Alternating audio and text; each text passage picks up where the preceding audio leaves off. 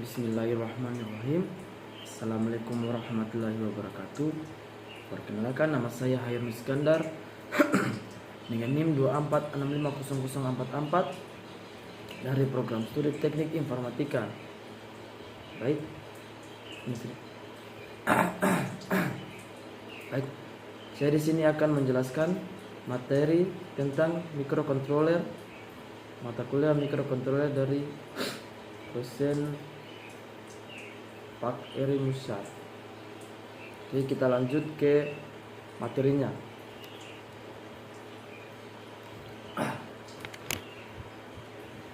Oke, yang pertama pengertian mikrokontroler. Mikrokontroler adalah sebuah komputer kecil yang dikemas dalam bentuk chip IC atau integrated circuit dan dirancang untuk melakukan tugas atau operasi tertentu. Pada dasarnya, sebuah IC mikrokontroler terdiri dari satu atau lebih inti prosesor CPU, memori RAM dan ROM, serta perangkat input dan output yang dapat diprogram. Dalam pengaplikasiannya, pengendali mikro yang dalam bahasa Inggris disebut dengan mikrokontroler ini digunakan dalam produk ataupun perangkat yang dikendalikan secara otomatis seperti sistem kontrol mesin mobil, perangkat medis, pengendali jarak jauh, mesin, peralatan listrik, mainan, dan perangkat-perangkat yang menggunakan sistem tertanam lainnya.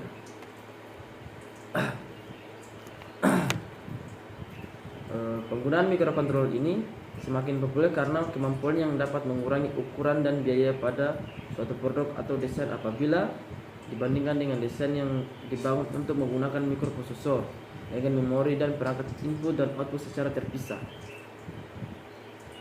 Oke, bagian sini adalah berikut adalah diagram blok dan struktur mikrokontroler beserta penjelasan singkat tentang bagian-bagian utamanya. Oke, di sini terdapat CPU, RAM dan ROM memori atau penyimpanan, parallel input dan output port, special function block, oscillator circuit, sama ADC, timer auto counter, interrupt control, dan DIC. Oke, inilah bentuk mikrokontroler. Lanjut.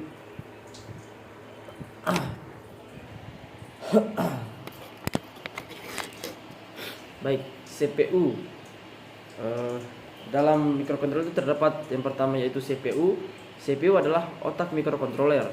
CPU bertanggung jawab untuk mengambil instruksi fetch, menerjemahkannya atau dekode, lalu akhirnya dieksekusi atau execute. CPU menghubungkan setiap bagian dari mikrokontroler ke dalam satu sistem. Fungsi utama CPU adalah mengambil dan mengkode instruksi. Instruksi yang diambil dari memori program harus diterjemahkan atau melakukan dekode oleh CPU tersebut. Yang kedua, memori penyimpanan.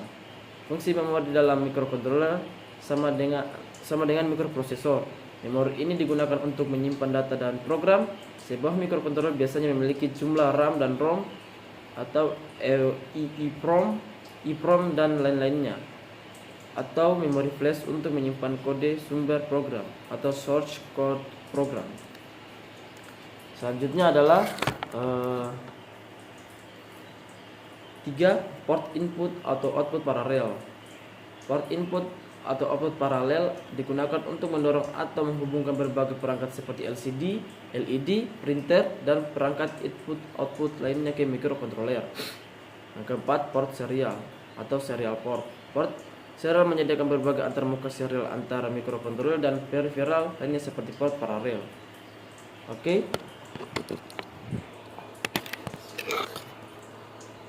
Yang kelima, pengatur waktu dan penghitung timer dan counter.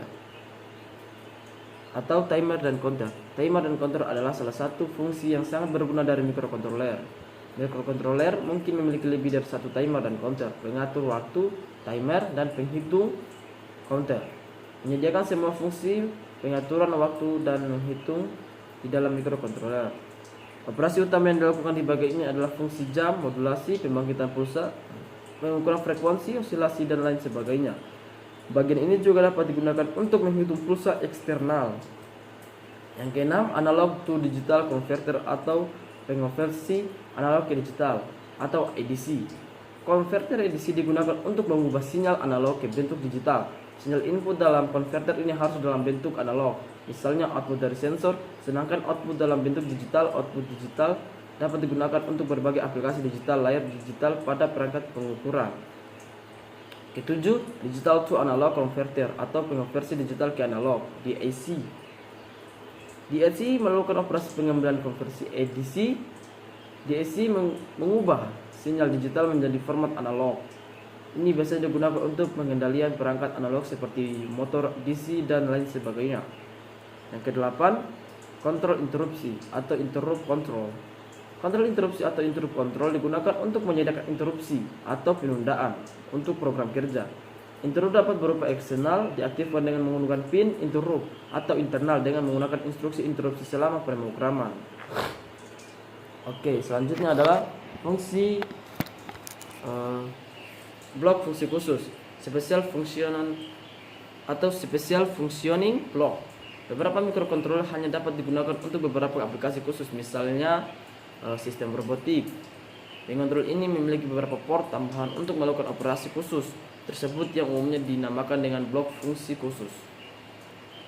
Oke, keunggulan dan kelemahan mikrokontroler. Keunggulan atau kelebihan utama dari mikrokontroler adalah mikrokontroler bertindak sebagai mikrokomputer tanpa harus ada komponen digital tambahan lainnya, dan mengurangi biaya dan ukuran sistem karena integrasi yang lengkap dalam sebuah mikrokontroler. Penggunaan mikrokontroler sederhana dan mudah untuk memecahkan masalah dan pemeliharaan sistem. Oke, sebagian besar pin dapat diprogram melalui pengguna untuk melakukan berbagai fungsi. Mudah mengubah port RAM, ROM, dan input-output tambahan. Waktu yang diperlukan untuk melakukan operasi rendah. Kekurangan mikrokontroler yaitu mikrokontroler memiliki arsitektur yang lebih kompleks daripada mikroprosesor. Hanya melakukan eksekusi dalam jumlah terbatas dalam waktu yang bersamaan. Kebanyakan hanya digunakan untuk dalam peralatan-peralatan mikro. Tidak dapat terhubung dengan perangkat yang berdaya tinggi secara langsung. Baik, terima kasih. Mungkin itu saja video singkat penjelasan materi pertama tentang mikrokontroler dari saya. Saya Hani Iskandar undur diri. Jika banyak salah mohon dimaafkan. Saya akhiri. Wabillahi taufiq wal hidayah. Wassalamualaikum warahmatullahi wabarakatuh.